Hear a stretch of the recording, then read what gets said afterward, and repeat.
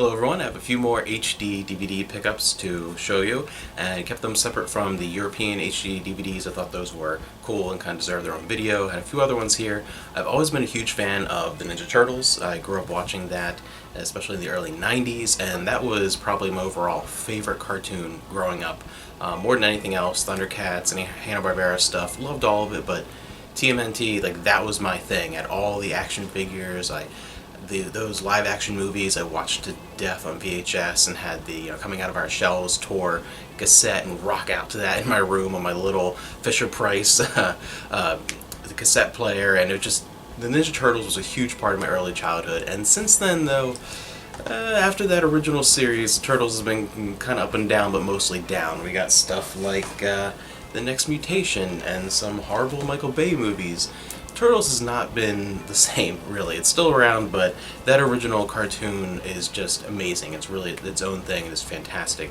One that I'd always wanted to see, though, and I just had never checked out, was the 2007 CGI movie, because I thought it was an interesting look. I really wanted to check it out, and it's one of those, it just always interested me. I wanted to see it because I've seen just about every Ninja Turtles thing, and that one I just have never happened to see. And the voice cast was definitely a big draw as well. Sarah Michelle Gellar, Patrick Stewart, I mean, people that I really like in the voice cast. I'm like, alright, that's another incentive to check it out. So I was able to get a brand new sealed HD DVD combo, so that was a fantastic pickup. I'm excited to check this out.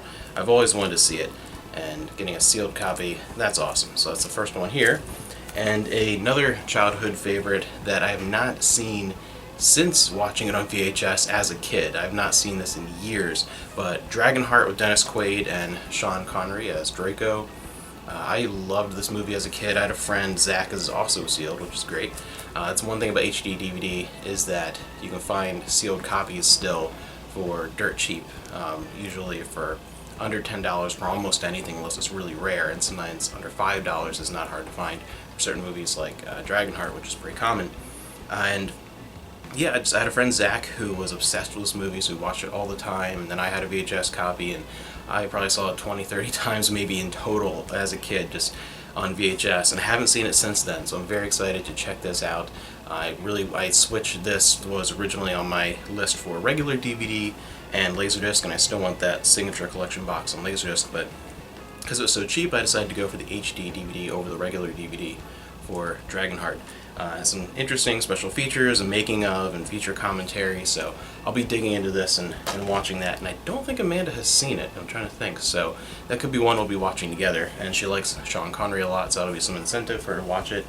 There are a lot of weird sequels to that, and I think they were all direct-to-video or DVD. The second one might have been in theaters. I'm trying to remember if it was or was not, but I know all the rest since then. Like, there's, I think, maybe 4 or 5 of them by now.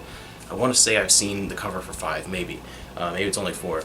But yeah, they're just not quite the same thing. But that first one is pretty fantastic. I really enjoyed that from the 90s. And we have another favorite of ours, because Amanda loves just about anything Joss Whedon touches, and I really enjoy Buffy and Firefly, of course. And then one of my favorite things that he's done is Serenity.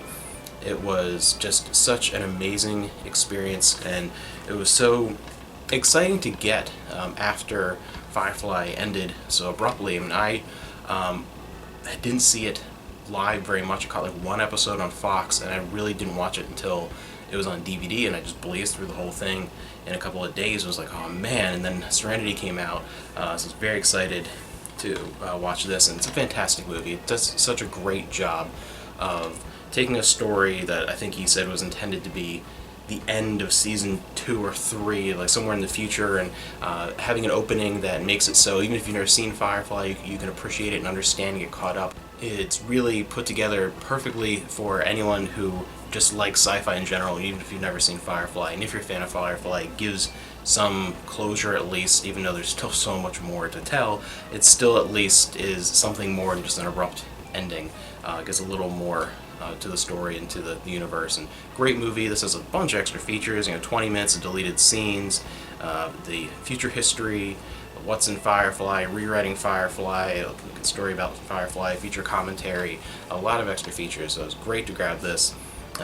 Very, very excited because it's just a fantastic movie. We've seen it so many times, and another favorite of ours for the collection. So that's it for today for HD DVD. Very excited to grab these. And again, that's one of the bonuses of the format, is that the prices are low for a lot of movies if you're looking for stuff. I mean, obviously, avoid all the most Warner releases, that are erotters, but if there's stuff out there that you want, and if you're interested in HD DVD and you haven't really taken the dive, players are a little bit of a different story, but as far as movies, they're cheap and they're super easy to find. Before shipping, this was $1. I think it was $1.05, and brand new, sealed, and the Ninja Turtle sealed. It's stuff's out there. It's not hard to get. And on another note, I wanted to add something at the end here because I'm excited, I don't know if you guys are, that Tony Hawk is coming back. They are doing a remake of 1 and 2, and I have them both on the Dreamcast. And then the original copies that I was playing back in the day, the Tony Hawk Pro Skater on PS1. I got the Dreamcast ones later on. I really like those versions. But especially Pro Skater 2, we spent countless hours playing that. I'm not a huge skateboarding guy or even kind of sports game type of guy, but those two, along with SSX and SSX Tricky, were just games that were against the grain, the norm of what I play, that we sunk probably a couple hundred hours in between the multiplayer and just at park editing and things like that, and replaying the story every few years growing up. I love those first two Pro Skater games. I'm really excited that those are the ones that are coming back, because even though there were good games later on, things like Skate and Pro Skater 3 was good, and Underground and that kind of stuff was good, for me, nothing has really matched that kind of magical quality of 1 and 2, especially 2. 1's fantastic, but I think 2 kind of built on it in such a great way. It was a fantastic sequel that it's just an amazing, fun game, kind of has a little bit of an arcadey feel to it. Great multiplayer, amazing single player, it's just fun. And one of the more important things, or two elements that made me say, like, I'm going to get this, one of the most important things was that it still has the original soundtrack. They were able to get that because it's a game that uses all licensed music, and sometimes that can be the hurdle to a game getting a remaster or a remake, is if it relies very heavily on licensed music. Sometimes, even with movies, sometimes that can be the hurdle to getting it re-released or remastered for something like Blu-ray, or sometimes some of the songs are changed.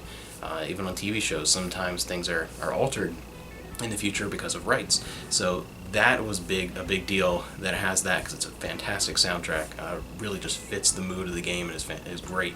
And the other thing too is that it has local multiplayer. It has split screen, which is ridiculous that we live in a time where that is something they have to kind of worry about and think about and actually have to look up and see, okay, is it going to have this? But we are at that point where there are so many games that, like, even though they're multiplayer, they're online only. Even sometimes fighting games, was like, I can't just sit on the couch and play with somebody, but thankfully that is happening.